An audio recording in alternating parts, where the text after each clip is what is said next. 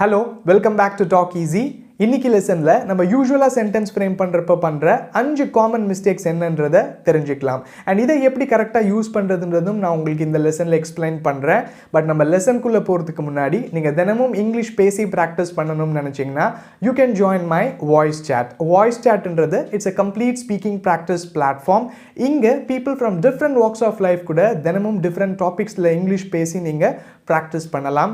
நல்ல ஞாபகம் வச்சுக்கோங்க, போர்ட்ல இருந்து நீங்க இங்கிலீஷ் கத்துக்க முடியாது, இங்கிலீஷை பேசி தான் நீங்க கத்துக்க முடியும். அதுதான் ஸ்போக்கன் இங்கிலீஷ் அப்படின்றது. And it's not a free session, it's a paid session.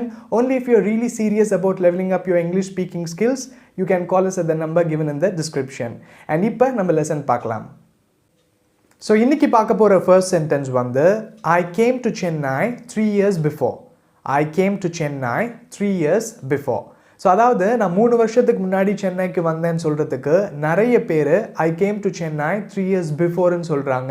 But this is wrong. இதில் என்ன தப்புனா த வேர்ட் பிஃபோர். ஸோ இதை எக்ஸாக்டாக நீங்கள் எப்படி சொல்லலாம்னா I came to Chennai 3 years ago. I came to Chennai 3 years ago. இப்போ உடனே உங்களுக்கு ஒரு கன்ஃபியூஷன் வரும், அப்போ ago எங்கே யூஸ் பண்ணுறது, பிஃபோர் எங்கே யூஸ் பண்ணுறதுன்னு. இதை பற்றி உங்களுக்கு டீட்டெயில்டாக இன்னொரு லெசன் நான் கண்டிப்பாக அப்லோட் பண்ணுறேன். பட் ஒரு சின்ன விஷயம் ஞாபகம் வச்சுக்கோங்க, இதுக்கு முன்னாடி நடந்த விஷயத்தை பற்றி நீங்கள் சொல்லணும்னா நீங்கள் யூஸ் பண்ண வேண்டிய வேர்ட் வந்து ago மட்டும்தான், பிஃபோர் கிடையாது. இந்த எக்ஸாம்பிள்ஸ் பார்த்தீங்க அப்படின்னா உங்களுக்கே புரியும். ஸோ இந்த எக்ஸாம்பிள் பாருங்கள், he left the office 30 minutes ago. He left the office 30 minutes ago.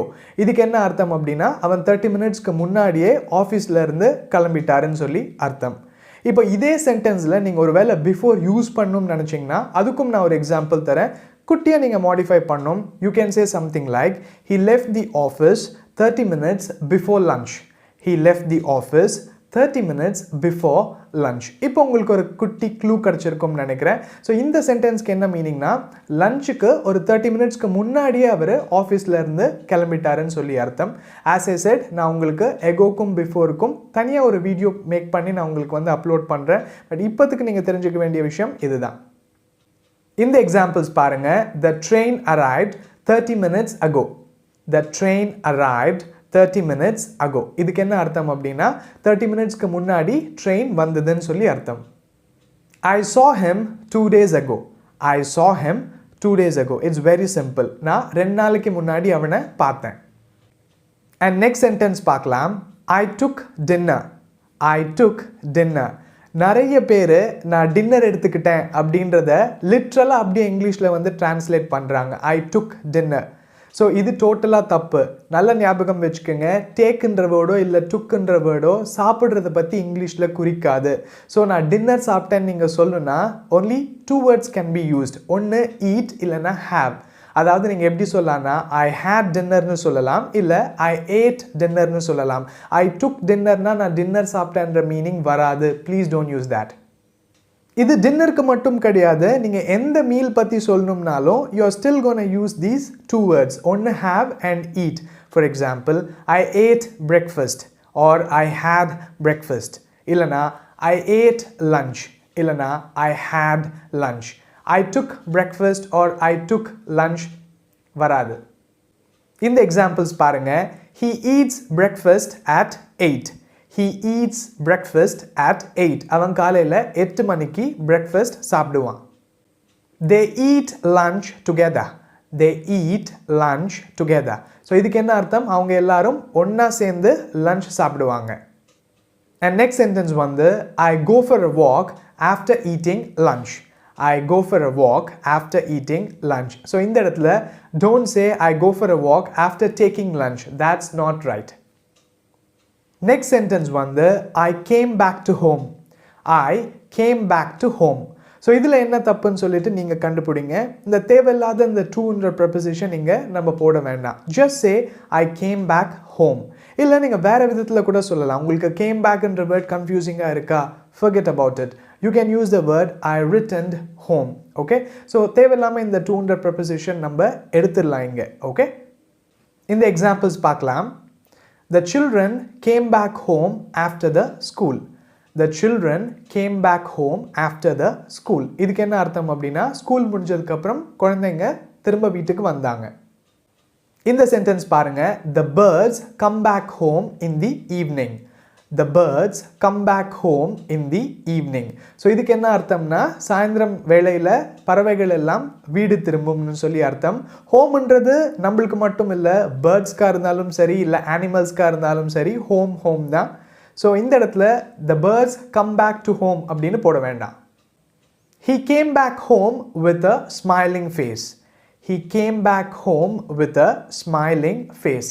So இதுக்கு என்ன அர்த்தம் அப்படின்னா அவன் வீட்டுக்கு ஒரு ஸ்மைலிங் ஃபேஸ், அதாவது சந்தோஷமாக திரும்ப வீட்டுக்கு வந்தான் அப்படின்றது அர்த்தம். இந்த இடத்துல he came back to home சொல்லி போட வேண்டாம். நெக்ஸ்ட் சென்டென்ஸ் பாருங்க, I went to park by walk. I went to park by walk. So அதாவது நான் பார்க்குக்கு நடந்து போனேன்னு சொல்லி அர்த்தம். ஸோ இதில் என்ன தப்புன்றதை நம்ம பார்க்கலாம். யூஸ்வலாக நம்ம ஒரு இடத்துக்கு நடந்து போனால் பை வாக்குன்னு சொல்ல மாட்டோம். இது எப்படி நம்ம கரெக்டாக சொல்லலாம்னா, you can say I went to park by foot. I went to park by foot. இல்லை நீங்கள் இப்படி கூட சொல்லலாம், I walked to the park. I walked to the park. இந்த எக்ஸாம்பிள்ஸ் பாருங்க, I went all the way home from office on foot. I went all the way home from office on foot. இதுக்கு என்ன அர்த்தம் அப்படின்னா நான் ஆஃபீஸ்லேருந்து வீட்டுக்கு நடந்தே போனேன்னு சொல்லிட்டு அர்த்தம். இங்கே நம்ம ஆல் த வே அப்படின்றத நம்ம யூஸ் பண்ணுறோன்னா டு எம்ஃபசைஸ் த டிஸ்டன்ஸ். ஆஃபீஸ்லேருந்து வீடு வந்து ரொம்ப அதிக டிஸ்டன்ஸ், ஸோ நம்ம ஆல் த வேன்னு சொல்கிறோம். My dad used to save money by going to school on foot. My dad used to save money by going to school on foot. So இதுக்கு என்ன அர்த்தம் அப்படின்னா எங்கள் அப்பா ஸ்கூலுக்கு நடந்து போய் ஸோ டிரான்ஸ்போர்ட்டேஷனுக்கு ஆகிற காசை மிச்சம் பண்ணுவாருன்னு அர்த்தம். We decided to go on foot. We decided to go on foot. So இதுக்கு என்ன அர்த்தம் அப்படின்னா நாங்கள் நடந்து போகலான்னு சொல்லிட்டு முடிவெடுத்தோம். அண்ட் இன்னைக்கு லாஸ்ட் சென்டென்ஸ் பார்க்கலாம், I fed to my kids. I fed to my kids. இதுக்கு என்ன அர்த்தம்னா நான் என் குழந்தைங்களுக்கு ஊட்டினேன் அப்படின்றது அர்த்தம். ஸோ இதில் என்ன தப்பு அப்படின்னா இந்த ப்ரெப்போசிஷன் டு இங்கே தேவையில்லை. You can just say I fed my kids. I fed my kids. So இந்த எக்ஸாம்பிள் பாருங்க, she feeds her dog 3 times a day. She feeds her dog 3 times a day. So இதுக்கு என்ன அர்த்தம் அப்படின்னா அவளோட நாய்க்கு ஒரு வேலைக்கு ஒரு நாளைக்கு 3 தடவை சாப்பாடு கொடுப்பா. This orphanage feeds poor children. This orphanage feeds poor children. இந்த orphanage ஏழை குழந்தைங்களுக்கு ஃபீட் பண்ணுவாங்கன்னு அர்த்தம். She fed her son until he was full. She fed her son until he was full. இதுக்கு என்ன அர்த்தம்? அவனோட பையனுக்கு வயிறு கம்ப்ளீட்டாக நிறையிற வரைக்கும் சாப்பாடு கொடுத்தா, கம்ப்ளீட்டாக ஊட்டிட்டான்னு சொல்லி அர்த்தம். ஸோ இப்போ நம்ம பார்த்த சென்டென்சஸ் எல்லாம் ஒரு தடவை சம்மரைஸ் பண்ணுறேன் உங்களுக்கு. I came to Chennai 3 years before ன்னு சொல்ல வேண்டாம். Just say I came to Chennai 3 years ago. Don't say I took dinner, but you can say I ate dinner or I had dinner.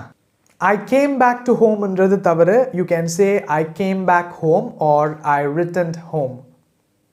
I went to park by walk ன்னு சொல்ல வேண்டாம். You can say I went to park on foot இல்லனா I walked to the park. And last sentence வந்து I fed to my kids கிடையாது. Just say I fed my kids.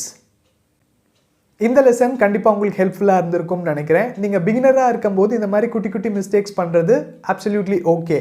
But இதை correct பண்ணுறதுக்கும் நீங்கள் கண்டிப்பாக ட்ரை பண்ணணும். ஏன்னா வெறும் இங்கிலீஷ் பேசினா பார்த்தாது, கரெக்டாக இங்கிலீஷ் பேசுகிறது ரொம்ப சில பேரால் தான் முடியும். ஸோ உங்களால் முடிஞ்ச வரைக்கும் நீங்கள் ட்ரை பண்ணுங்கள். அண்ட் நீங்கள் பிகினராக இருந்தீங்க அப்படின்னா ப்ளே ஸ்டோர்லேருந்து என்னோட அப்ளிகேஷன் டவுன்லோட் பண்ணி அதில் இருக்கிற செல்ஃப் லேர்னிங் கோர்சஸ் நீங்கள் வாங்கி உங்கள் கம்யூனிகேஷன் ஸ்கில்ஸை டெவலப் பண்ணிக்கலாம். These courses are not for free. இது எல்லாமே there is a price that you must pay.